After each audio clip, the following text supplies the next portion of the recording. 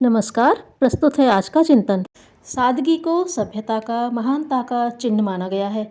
संसार के सभी महापुरुषों ने सादा जीवन, उच्च विचार के आदर्श को अपनाया और उत्कर्ष पथ पर आगे बढ़े हैं। व्यक्तिगत जीवन में अभाव, निर्धनता और गरीबी नैसर्गिक सुख शांति को नष्ट न कर सके। इसके लिए ज़रूरी है कि हम अपनी आवश्यकताएं उतनी ही रखें जिन्हें सीमित आय में पूरा किया जा सके। सादगी का सिद्धांत न केवल व्यक्तिगत जीवन में उपयोगी है, वरन सामाजिक सुव्यवस्था के लिए भी यह बहुत महत्वपूर्ण है।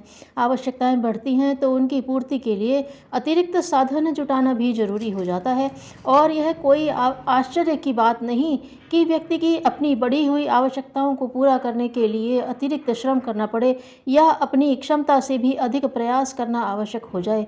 आवश्यकताएं जब बढ़नी शुरू हो जाती हैं तो वे किसी भी सीमा पर रुक नहीं सकती। यह भी ज़रूरी, वह भी ज़रूरी वाली स्थिति धीरे धीरे बनने लगती है, और वास्तविकता का तत्क्षण ज्ञान न होने से उन पर अंकुश भी नहीं लग पाता। मनोरथों का कोई पारावार जो नहीं है। वस्तुतः आवश्यकताएं उत्पन्न होती ही मनोरथों से हैं।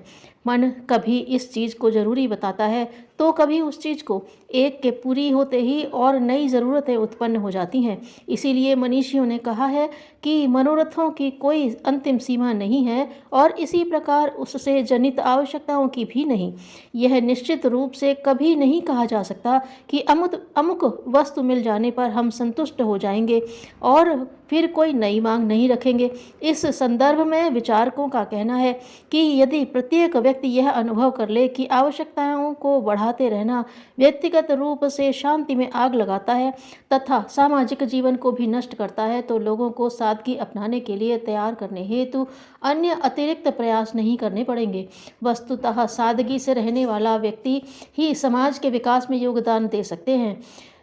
महामना, मालवीय, गांधी, विनोबा, जमनालाल बजाज, सरदार पटेल, राम मनोहर लोहिया, जयप्रकाश नारायण जैसे कितने ही भारतीय महापुरुषों ने अपने जीवन में सादगी का समावेश करके बचे हुए श्रम, समय और मनोयोग से राष्ट्र की महती एवं अविस्मरणीय सेवा की। समूची यूनानी सभ्यता को लोग आज सुकरात और अरस्तु के कारण जानते हैं।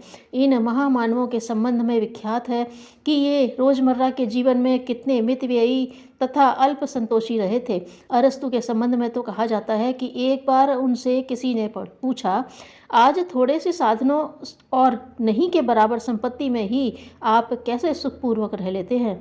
लोगों को अपनी आवश्यकताओं के साधन जुटाने से ही अवकाश नहीं मिलता, और आप हैं कि कोई साधन न रहते हुए भी साधन संपन्न लोगों से अधिक सुखी हैं तथा दार्शनिक चिंतन भी कर लेते हैं। अरस्तु का एक ही उत्तर था, जहाँ तक आवश्यकताओं का संबंध है मैं उन्हें कम से कम रखता हूँ तथा उन्हें बढ़ाता भी नहीं।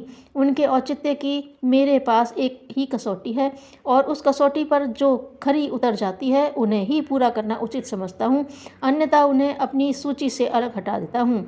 पूछा गया, यह कसौटी क्या है? तो अरस्तु का कहना था, यह कि बाजार से कोई भी वस्तु खरीदने से पहले मैं सोचता हूँ कि इस वस्तु के बिना भी काम चल सकता है, तो उसे खरीद कर अपने समय और श्रम का अपव्यय क्यों किया जाए, और यदि काम नहीं चल सकता तो खरीदना ही चाहिए। इस सिद्धांत के अनुसार चलने के कारण मैं चिंतन एवं साहित्य साधना में अधिक से अधिक समय लगा पाता हूँ तथा मानवता की सेवा कर सकता हूँ। यदि आवश्यक सी लगने वाली अनावश्यक वस्तुएं ही जुटाने में लगा रहूं तो मुझे मनुष्यता की सेवा करने का अवसर ही न मिले। सादगी अपनाने का वस्तुतः मूल उद्देश्य ही यह है कि हम अपनी कार्य क्षमता बढ़ा लें तथा अधिक से अधिक कार्य करें। यह तभी संभव है जब श्रम, समय, मनोयोग जैसी अमूल्य संपदा की बचत की जा सके। इसका अर्थ यह नहीं है कि इस तरह की सादगी अपनाने से मनुष्य पुनः शताब्दियों पीछे का जीवन जीने लगेगा। तब विज्ञान ने जो साधन उपलब्ध कराए हैं वे भी निरुपयोगी हो जाएंगे।